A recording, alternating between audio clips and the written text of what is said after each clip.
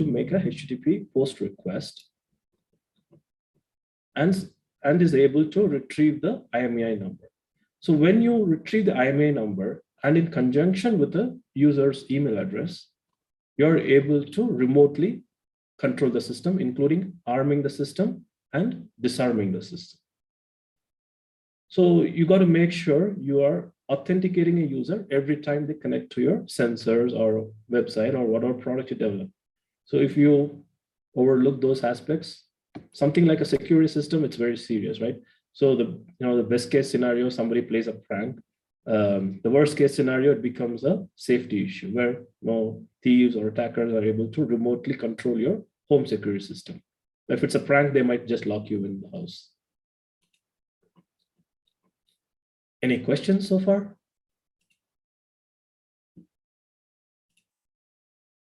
Okay. So the next one is our CIA Triad. I think you guys have a cryptography paper this semester, correct? Or do you, have you guys already written that exam? Anything? No, sir.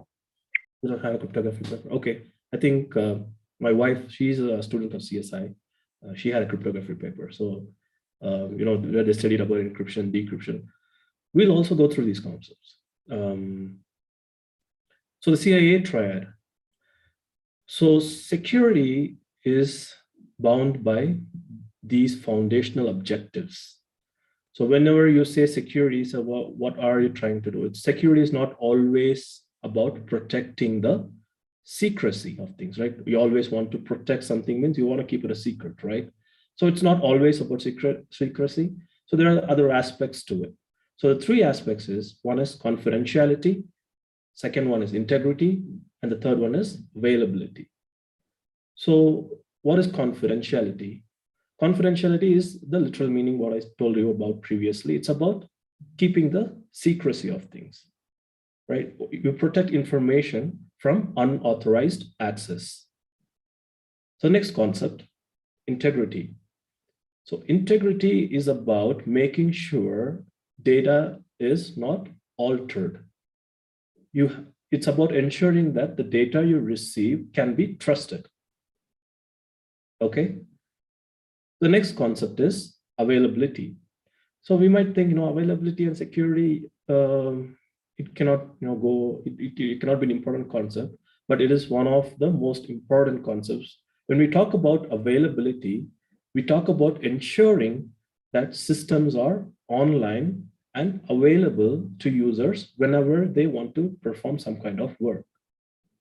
So, in your work, there'll be some differences, like availability will be usually managed by system engineers or network engineers, people who support applications, things like that. But it also becomes a part of security to ensure whatever systems they support always remain online. They have redundancy built into those systems so that users are able to access the systems whenever they want to perform a work or transaction. Any questions with these concepts? Okay. So we'll go through each concept one by one. There are multiple subtopics within each objective. I think we'll be able to complete confidentiality and integrity today. If time permits, we'll go through availability concepts. So confidentiality, as I mentioned, is about protecting the secrecy of things, right? Protecting information from unauthorized access. So within confidentiality, the first concept is privacy. So has anybody heard of privacy? Anybody? What's privacy?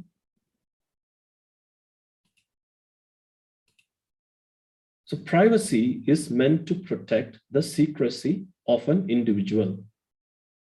So privacy can be also something that uniquely identifies somebody, right? So that's information that pertains only to you and that information is something of value to you as a person. So, at least within the US, privacy is a very important concept. More so within the European Union today, people really wish, or they really are concerned about information that is private to them.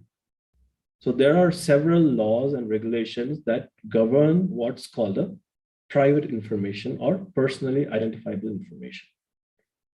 So as I told you previously, you have to be able to assign some kind of value to your information. Today we have Aadhaar, we have your bank account number, you have your, other, Facebook credentials, something like that. So things that are secret only to you. So don't ever think that, okay, it's okay that Facebook has my information, okay, that Facebook has all these photos of me, some things that are tagged.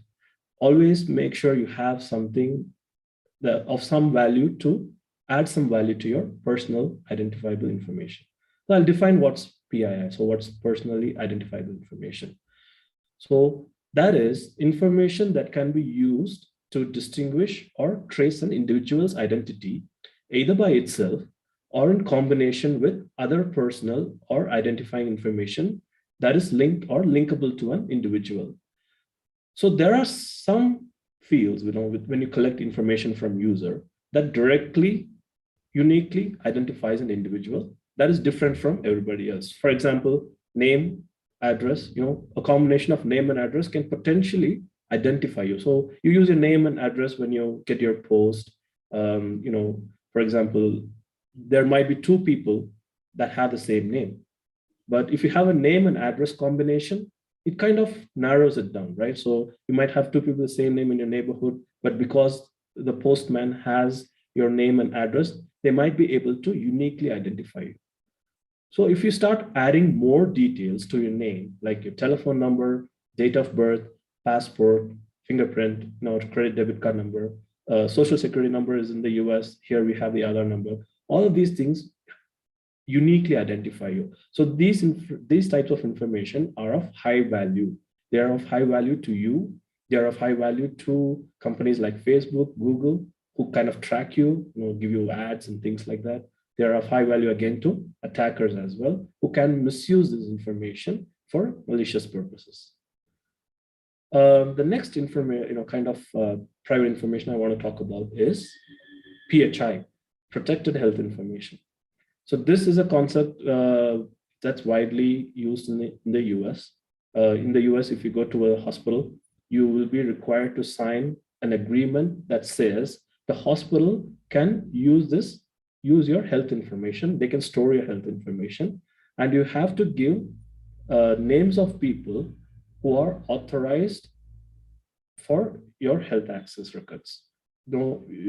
If I do not give the names of people who can access my health records, the doctors or nurses who treat me will not give out that kind of information to if anybody comes and inquires about health.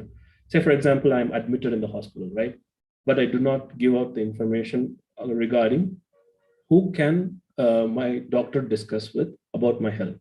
So if I don't mention my wife's name in what's called a Hipaa agreement, essentially, they will not discuss anything related to my health with my wife. So that's how strict PHI laws are in the US. So you have to be able to give consent to whom the doctors can discuss your health-related information with. So if you're dealing with these types of information in your work, right? In your work-related environment, you might have access to a database that has either personally identifiable information or protected health information. If you have US clients, be very careful about dealing with these types of information.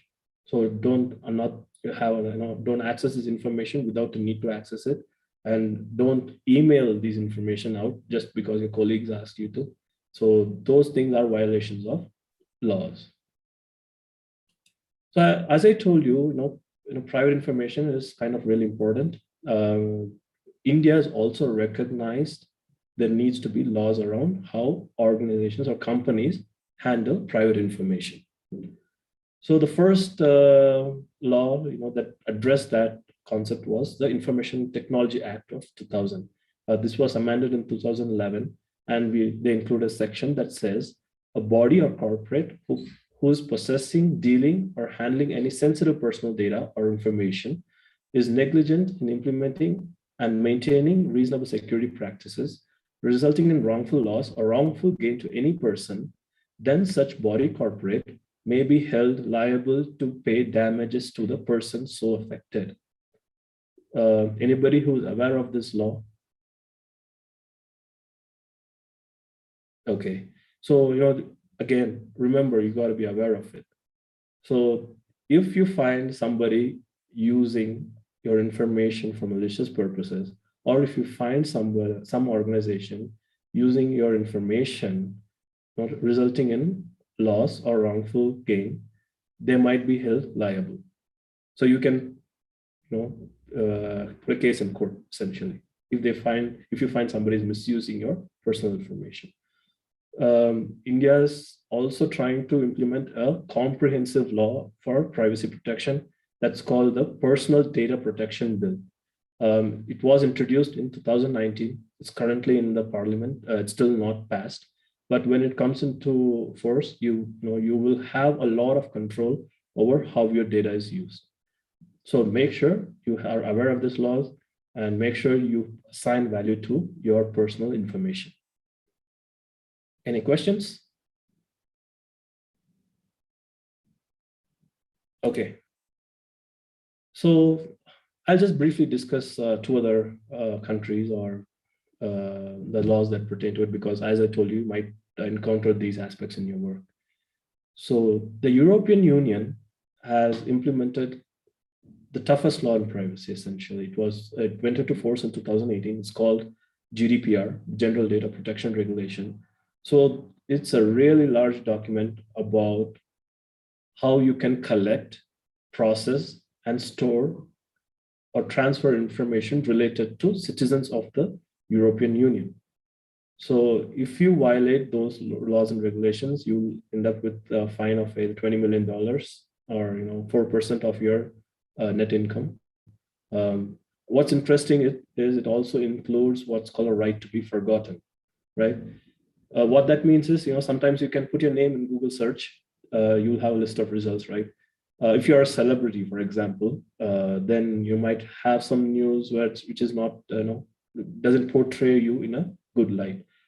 At that point, if you're a citizen of the European Union, you can submit a request to Google and say, I have this right to be forgotten, erase information that pertains to me. So the last few years, I've really seen laws that, give a lot of control for individuals' privacy rights. US laws, you have the US Privacy Act, which prohibits the disclosure of a record about an individual absent the written consent of the individual. So unless it's for law enforcement or other reasons related to national security, the US government's law says you cannot disclose a record of an individual without the written consent of an individual. The other important law I talked about is the Hipaa Law, which governs your protected health information. There is what's called the COPA, which prohibits online companies from asking PII from children 12 and under. So if you're developing a website that's especially for kids, make sure you obtain parental consent, especially if it's a global website. So I'm just telling you about this because you will for certain come across these laws and these challenges in your work environment. Any questions so far? Okay. So the next concept in confidentiality is encryption. So we'll look into it. I think you're able to still see my screen, right? Yes, sir. Okay. So we talked about encryption. So what is encryption? It is the process of converting a plain text data into ciphertext by the means of using an algorithm and a key. So there are two types of encryption. One is symmetric encryption. The second one is asymmetric encryption. So we'll see what a symmetric encryption is. Symmetric encryption is also known as shared key encryption. So it's a concept in which the same key is used for both encryption and decryption. Is this understandable until now? Okay. Yes, sir. Okay. So in this concept and this type of encryption, both the sender and the receiver have the same shared key. So the sender uses the same key to convert the plain text into ciphertext. The recipient uses the same key to convert the ciphertext into plain text. So the sender encrypts it, the receiver decrypts it, all using the same key. Okay. So there are two types of symmetric encryptions, right? So there is what's called stream ciphers, and there's what's called block cipher algorithms. So stream cipher algorithms, they encrypt your information bit by bit. So an example is what's called RC4 algorithm. Block ciphers, they break down your plain text into blocks before converting them into ciphertext. So examples of block type ciphers are AES, 3DS, IDEA, Blowfish, Tillfish, RC5. So they use different key lengths, right? For example, AES uses 128 bits, 192 bits, 256 bits. I didn't include a lot of mathematics into this concept. I don't want to load you with a lot of information. But just remember, when you see these terms, these are examples of symmetric key ciphers, right? So this is when they are used to, on both sides, they use the same key. Okay. So what are the advantages of symmetric key encryption? So the advantage is because both the sender and the recipient uses the same key, they have a lot of speed in encrypting and decrypting data, right?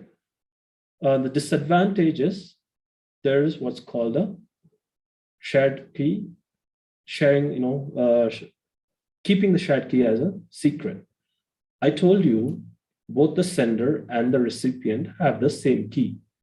Now the challenge becomes how to share this key in a secured manner, right?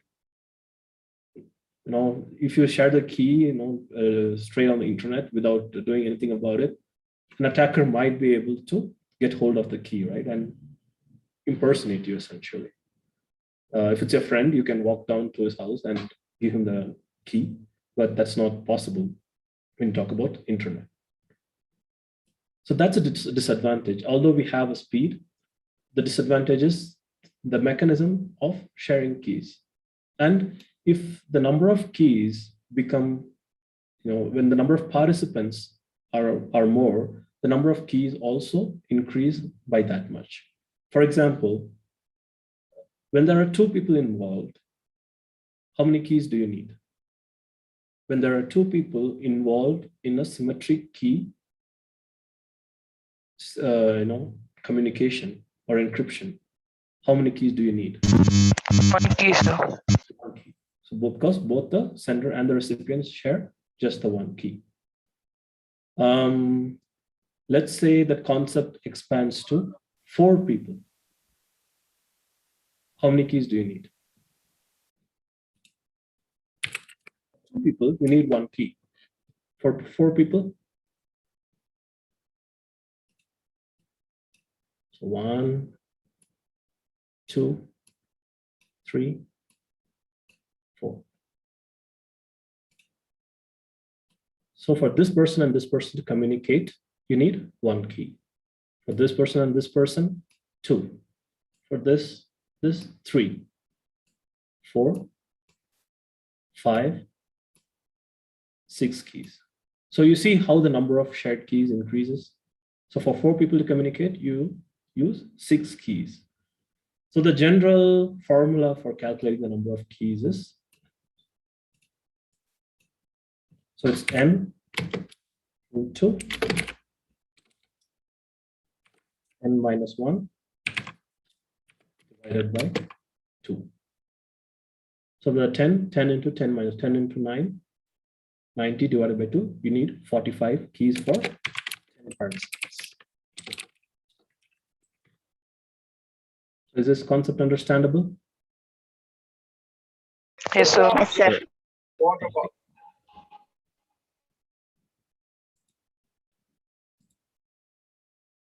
All right.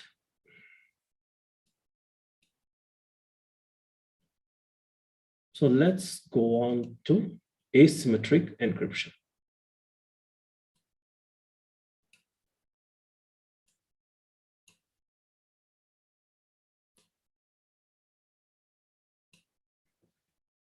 So asymmetric encryption is when you have what's called a public-private key pair.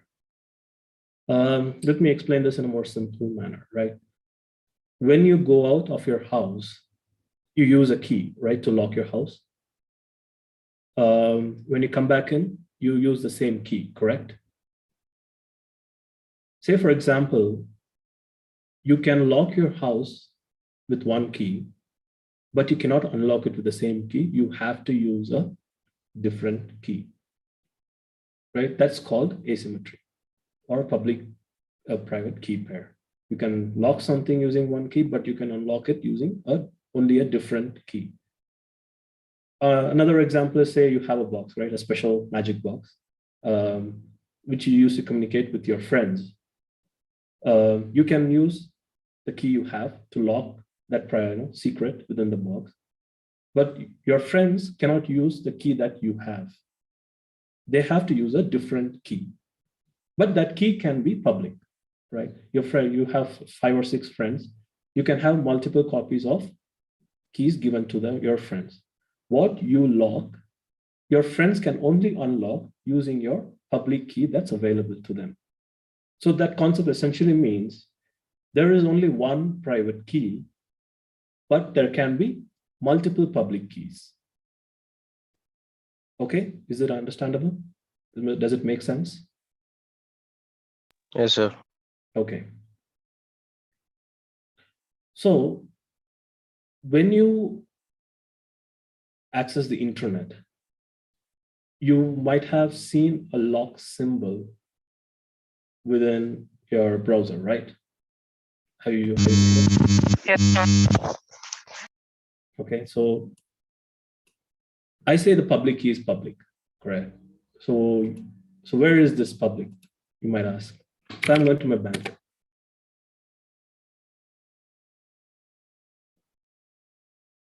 Okay, so the bank has what's called the digital certificate. Expand upon it. There it is. So there is your public key. This key is available to everybody. So this key is available to every client that is communicating with the bank.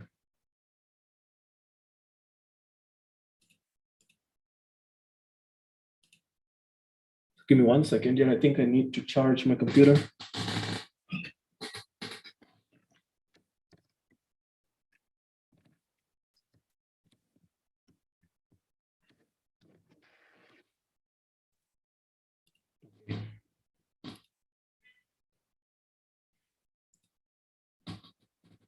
So examples of asymmetric encryption, RSA, and elliptic curve cryptography. So these are the most common algorithms you will notice.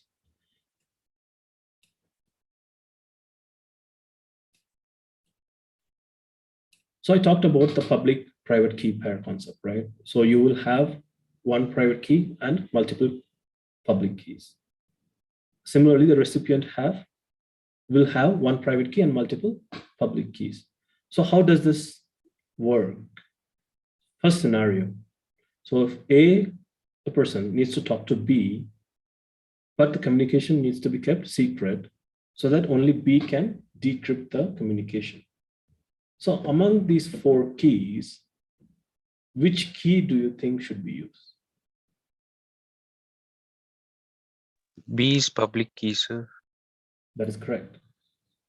So when B's public key is available to A, my bank's available on this website. So A will use B's public key to encrypt the information that he wants to send to B. So that information gets sent here. What B will do is B will use his or her private key to decrypt the communication. So B's private key is private to just B. A cannot see it. So in this way, secrecy can be ensured. Does this make sense? Yes, sir. Okay. Scenario 2. A needs to prove that he or she is the authentic source. So, we talked about replay attacks, man-in-the-middle attack, right, where somebody's in the middle capturing information and sending it out. So when you send out a communication, you might also want to ensure that the person who receives the communication can be certain that the communication originated with you. So in other words, it means that you have to be able to authenticate yourself.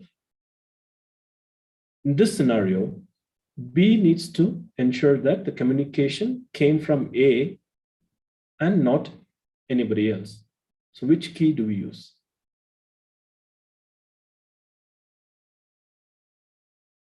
A is public key, sir.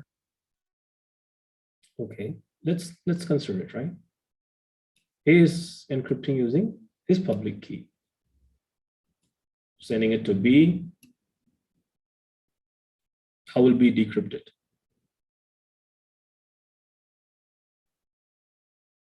Right? Let's talk about another thing.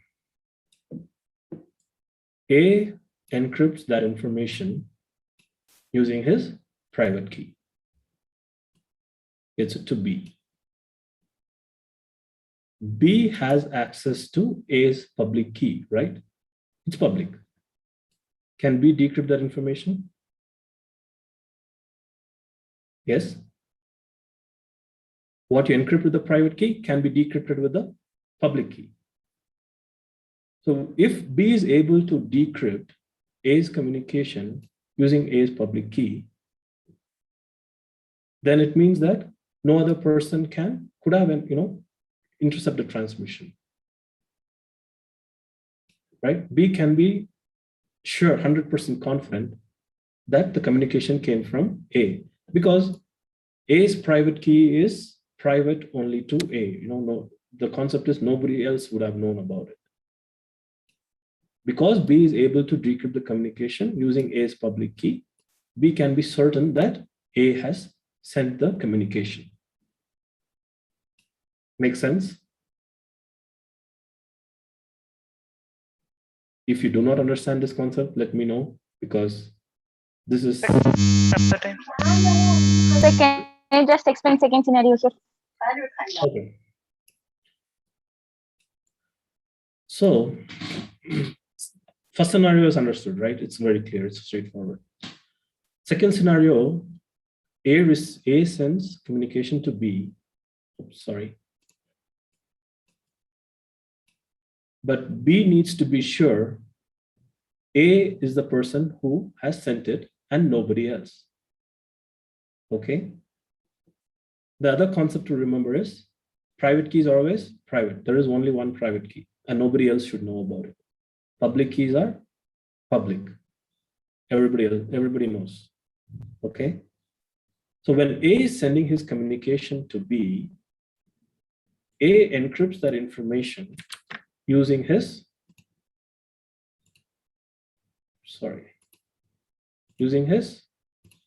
public key. So goes to B. I'm sorry. A encrypts the information using his private key. right? Information goes to B. A's public key is available to B. So B is able to decrypt that information. So because B is able to decrypt that information, B can be certain that A has sent that communication. Does it make sense? Clear, sir. Sorry, I messed up the previous, because sometimes even I get confused with this. So when you want somebody to authenticate themselves, you use your private key to encrypt that information. They'll be able to decrypt that information using your public key because it's public.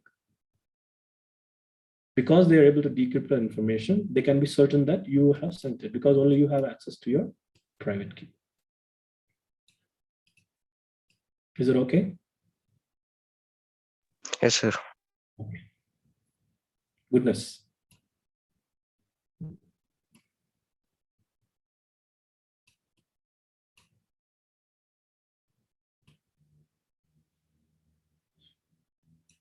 Okay.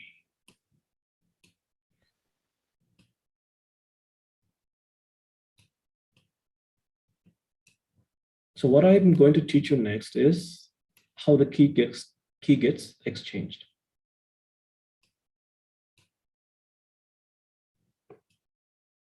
So when I talked about symmetric key encryption, right? I told you there is a challenge in sharing your keys because there is because both the sender and recipient must have the same key. So to address this challenge, we use what's called a key exchange mechanism using your public key algorithms. So because symmetric key encryption is really fast, we can use it to encrypt large amounts of data. Asymmetric encryption, because of its complexity, we've seen this before, it cannot be used for encrypting large amounts of data. So asymmetric key encryption is primarily used for exchanging a symmetric key. Does this make sense? Okay. So let's go through what an exchange will look like. So I went to my bank, right? In this process, what happens is when I initially set up a communication with my bank, a key exchange has taken place. So I already showed you the key algorithm, and everything is available with the bank.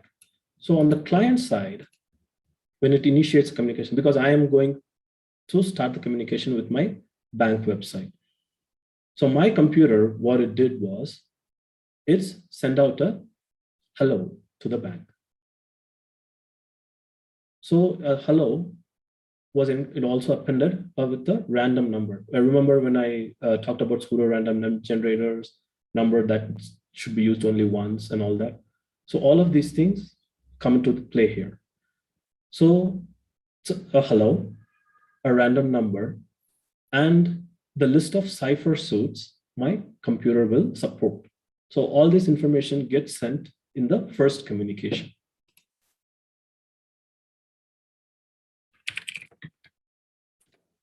Where is that information? So I'm going into Windows PowerShell.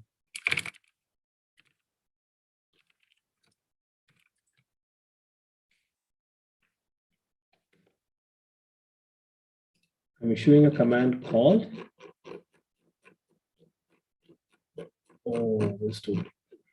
okay, the command is called get TLS cipher suit. So what that gives me is a list of encryption algorithms that are supported by my computer. So all of these strings get sent with my first hello to the bank. So you might recognize some algorithms here, right? AES 128, AES 256. Remember I told AES Advanced Encryption Standard is a symmetric, symmetric algorithm. It uses 128-bit or 256-bit ciphers. So AES 128, AES 256. So ECDHE, we'll see about it. So that's the key exchange algorithm. So what I'm going to demonstrate is RSA. So it says, okay, I can support TLS. TLS is the communication protocol that's like SSL encryption. I'll talk to you about all the handshake mechanisms, but TLS and SSL are encryption protocols. We have the key exchange algorithm. We have the symmetric key ciphers that are associated with it. And we have what's the hashing algorithm. So essentially my computer has given the server the list of cipher suits it will support. Is this clear until now? Okay. Now the server, it will also respond with a hello, a random number, and its digital certificate. I showed you what a digital certificate is, correct? So this is, the entirety is called a digital certificate. So it sends a hello, a random number, a digital certificate, and its associated public key. We know that the public key is also visible. So all of this information, as I told previously, is encrypted with the server's private key, right? When you encrypt something with a private key, you can decrypt it with the public key. So when my computer received the hello back from the bank website, it was able to decrypt it using the bank's public key, which is available on its digital certificate. That way, my computer knows it's communicating with the correct website. Understandable? Make sense? Okay. So the next step is my computer checks with what's called a certificate authority. So just because my bank encrypted this information and sent it to me doesn't necessarily mean that this website is associated with my bank. My computer needs to know it's communicating with the right bank website. So what it does is it talks to a certificate authority. Certificate authority in this case is DigiCert. Right? There are multiple certificate authorities around the world. When you submit a certificate signing request or a request to encrypt your domain, they will verify that you are a legitimate owner of this domain. That's the domain is hdfcbank.com. Okay. So there is a lot of information about what certificate authority does, but I'm not going to go into too much of detail, but just know that they validate your domain or your website. So my computer checks with the certificate authority and ensures that this information was authentic. I'm communicating with the right website. All right.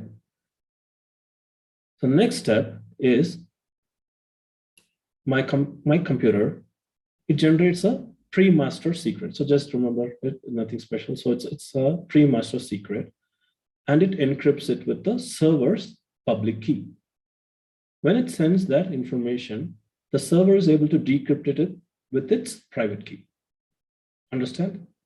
So it's also able to know what the pre-master secret is. So I have the pre-master secret. The server has the pre-master secret. The next step is both of us compute what's called the master session key. So this is the key that's going to be used for our symmetric communication, right? For our symmetric encryption. So far until now, we have dealt with asymmetric, like private key, public key, and all those. So now both my computer and the server, the website, they're computing secrets to use for symmetric key encryption, and that will be used going forward for all my transactions with the bank. So we cook that recipe, and once both of us have the symmetric key, we will issue I'm ready, I will say I'm ready. The server will say the server is ready. So going forward, both of us can use the same symmetric key for communication. So we are using what's called an asymmetric algorithm, encryption algorithm, in order to cook up a symmetric key, which can be used for symmetric key encryption. Is this concept clear? Yes, sir. If you're clear with this, you're good for cybersecurity. Sir, I have one doubt, sir. Sure. Sir, in symmetric encryption, sir, if the private key gets lost in times of transmission, sir, still can I get the messages, or the messages gets lost in middle, sir? So with symmetric key, you don't essentially share the key anywhere, right? So you're using a secure channel to share the key. That's how this works. So you shouldn't lose your key if it's on your key is usually on your laptop. It's on what's called the trusted platform module. So that's kept secret. Even in the case of a symmetric key communication, you don't share out your keys essentially. You make use of asymmetric encryption algorithms to compute a key, a symmetric key. That's possible. Without actually sharing the key, you're able to compute your keys. And so that both you and your destination can generate the same key. So the only thing we share here is the pre-master secret. So that's not the exact key. It's something that's used to cook up your symmetric keys. Okay, is that understandable? Yes, sir.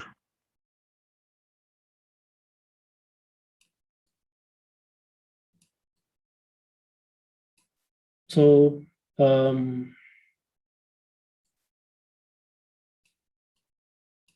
there are two types of asymmetric algorithms. Just letting you know this, don't have to go too much into detail.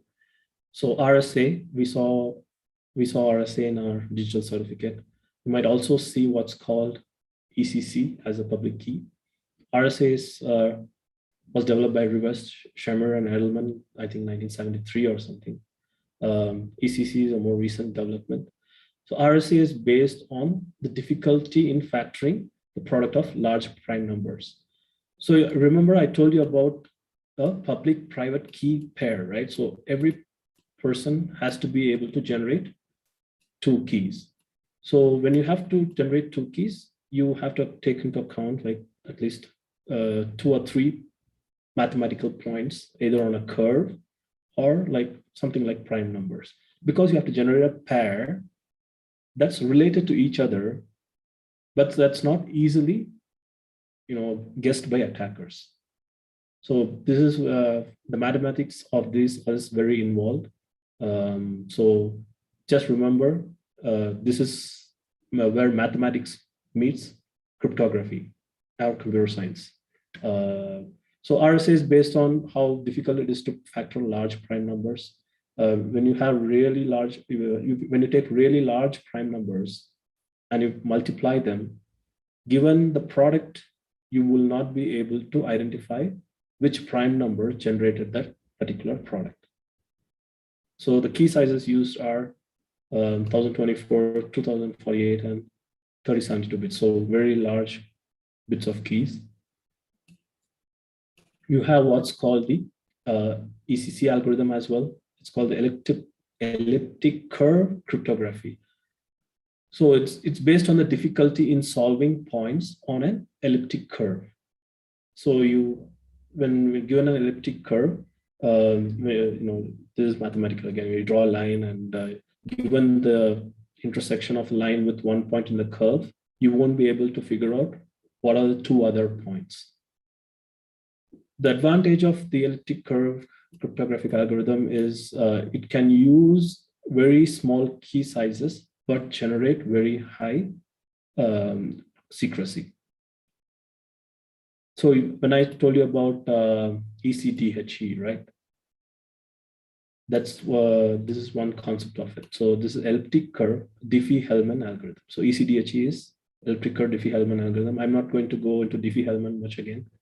Just remember it's a method of key exchange too.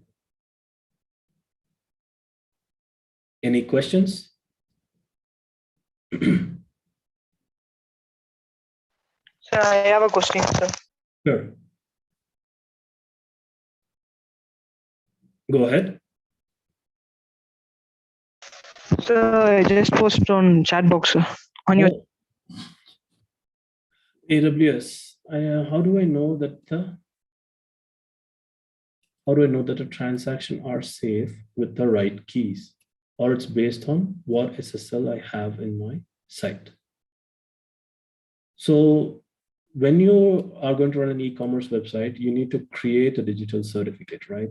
So that's your authentic piece of information that confirms to me that whatever e-commerce site you are going to set up is safe, or it belongs to you, right? So if you're performing transactions, there are protocols involved that will ensure that your transactions are safe. For example, you have to be in compliance with certain regulations like PCI. So I'm sorry.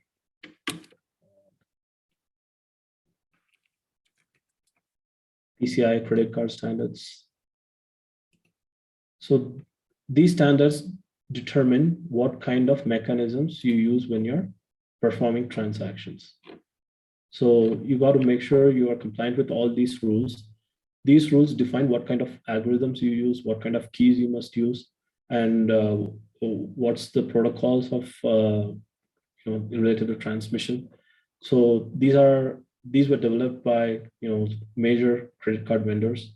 So if you are making any transaction, so there are certain protocols you got to abide with in order to ensure that your transaction is safe. So that the most commonly referred to standard is the PCI standard. clear, sir. Okay.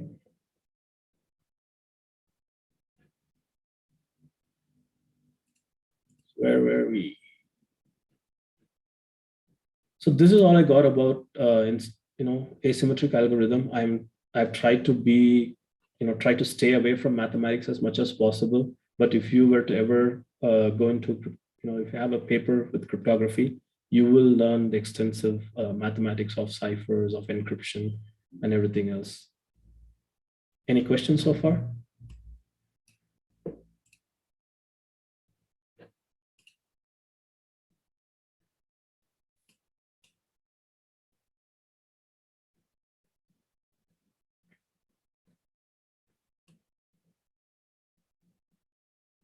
Okay. So the next question. For symmetric key encryption, we figured out the number of participants, right? For asymmetric, what's the case here? How many keys do we need?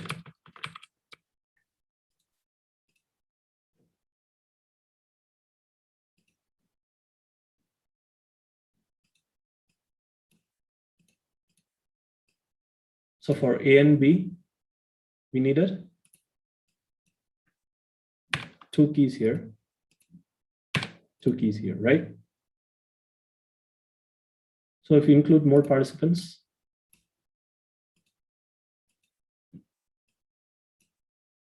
how many keys would we need?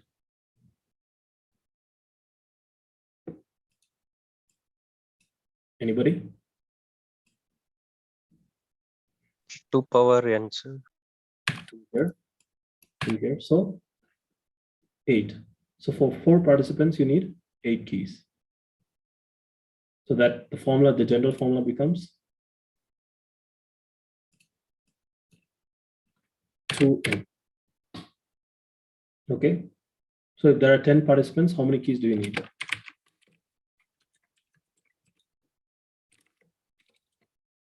Easy, right? 2n is 20. 20. Okay. So let's revisit symmetric key encryption. Into n minus 1 by 2. So 10 participants.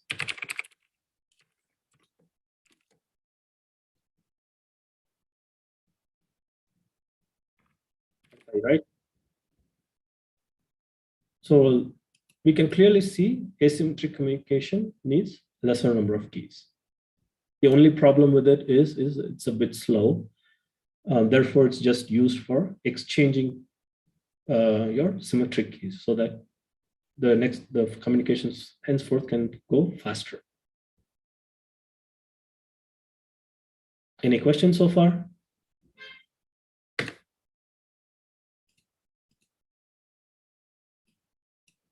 Okay, I think I'll end the class today. We'll go into the integrity and availability concepts in the next classes. If you have any questions, please feel free to email me. If you understand these concepts, we can go into the next classes. If you don't understand them, it kind of can be difficult to understand the concepts that are coming in the other classes. Okay, no quiz today, so don't worry about it. All right, thank you, everybody. I will see you in the next. Thank you, sir. Thank you. Thank you, sir. Thank you, sir.